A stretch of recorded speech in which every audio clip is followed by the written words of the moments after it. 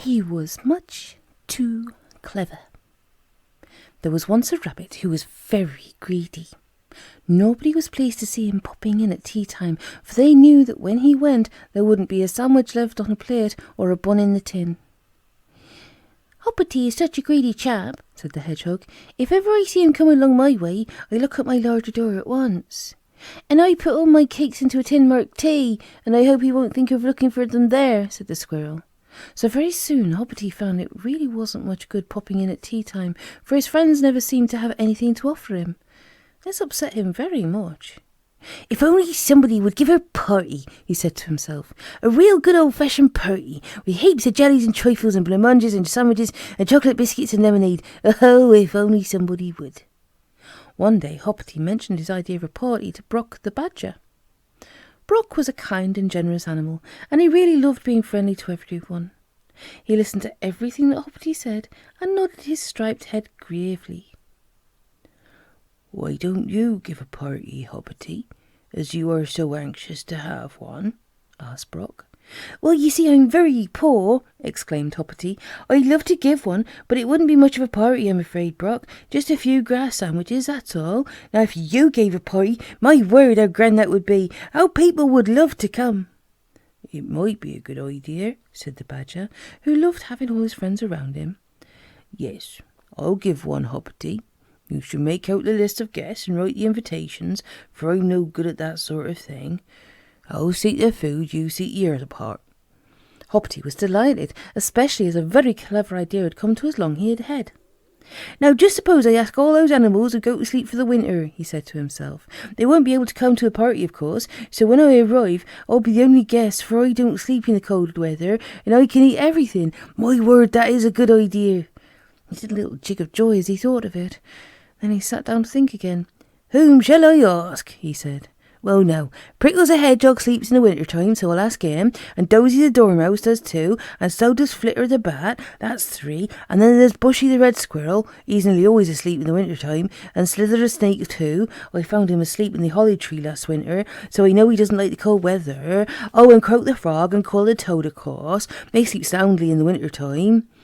Very soon Hoppity had sent out the invitations for the 7 guests. He told Brock about them, but he didn't tell the badger that each of the guests would be fast asleep by the time the party day came. Oh no, Hoppity was really being very clever. "Well, they sound all right," said Brock, pleased. "With ourselves, that makes 9, a very nice number for a party. And here's the list of things we're going to eat, Hoppity." He handed Hoppity a list. The rabbit's eyes nearly fell out of his head as he read it. 20 radish sandwiches, 20 lettuce sandwiches, 20 tomato rolls, 6 chocolate blancmanges, 6 trifles, 6 pink jellies, 6 yellow jellies, 2 pounds of chocolate biscuits, 6 jugs of sweet lemonade. "Oh, fine! Oh, it's fine! Oh, it's fine!" said Hoppity. "This will be the best party ever given in Bluebell Wood, Brock. You really are most generous. Now, what about the date? I think the 1st of November would be a good time." "Very well," said Brock, who hadn't much idea of time. "I've got a calendar on the wall of my den. I tear a day off each morning. I shall know when November the 1st is coming near. You can depend on me." All the guests answered their invitations, and they all said they would come. Hoppity grinned when he read the letters. "They will all be fast asleep for their winter," he chuckled. "None of them will be able to come then, and I shall have the finest feast I've ever had. Brock will eat a few of the other things, I dare say, but I'll eat the most." Hoppity could hardly wait till November the 1st. Frosts came in October, and the animals shivered. The last swallows left, the leaves fell, and a good many of the smaller animals began to feel very sleepy. The hedgehog found a hole in the bank, lined it with moss and dead leaves, and fell fast asleep. The dormouse slept in a cosy hole underneath a tree root. The snake found a hollow tree and coiled up there with its brothers. The toad slept soundly under a big mossy stone, and the frog went down to the mud at the bottom of the pond. The squirrel decided to take a nap too, till a warm spell came, and the bat shivered and went to hang himself upside down in an old barney. November the 1st came at last, a fine cold day with a round red sun in the sky. Hoppity was tremendously excited. His sister had knitted him a new blue scarf to wear for the party, so he looked really smart. "Oh, try and bring you home a little sandwich," he promised her. "Now it's 4 o'clock. I must be off. My, there will be a spreading box den." He sped off, chuckling to think that all the other guests would be fast asleep. How silly they were, and how clever he was. He came to Brock's hall, and it was blocked up, but there was a bell pull outside. Hoppity rang it and heard the bell jangling loudly, but nobody came to open the hall. Hoppity rang again, and still there was no answer. The rabbit was puzzled and cross. This was November the 1st, and Brock should have got everything ready. Wherever was he?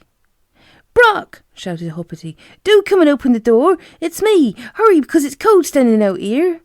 But there was no answer at all. Hoppity began to pull at the bracken that was stuffing up the hall, but it was so firmly wedged in that he couldn't move it. "I say, Brock!" he called, drumming on the ground with his hind feet. "Come at once!" A thin red nose poked out of a hole nearby, and Rufus the fox looked at Hoppity with a sly grin. "Why do you want Brock?" he asked. "Because he's having a party today," said Hoppity, rather scared of the fox. "I can't think why he doesn't come to the door." "But I can," said Rufus slyly. "He's asleep." "Asleep?" cried Hoppity. "You don't really mean that?" "Of course I do," said the fox. "Don't you know that badgers sleep in the winter time, the same as hedgehogs and dormice and snakes?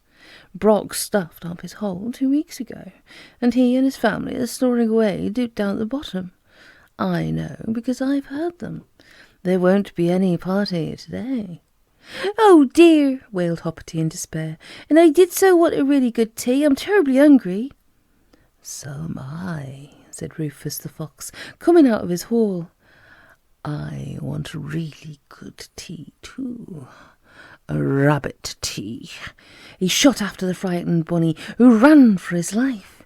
He was very nearly caught, for the ends of his new blue scarf flew out behind him, and the fox caught one of them in his teeth. But the scarf tore in half, and Hoppity just managed to run down his burrow in time, startling his sister almost out of her skin when he rushed full tilt into her. He told her all about the party, and how he had such a good idea, asking guests that he knew couldn't come. "But I didn't think that Brock the Badger would be asleep too," he said sadly. "The trouble with you is you're much too greedy and think yourself too clever," said his sister, who was cross about his torn scarf. "I'm glad this happened. Perhaps it'll teach you a lesson." "It will," said Hoppity mournfully. "I promise I'll never do such a thing again." You know what? He didn't.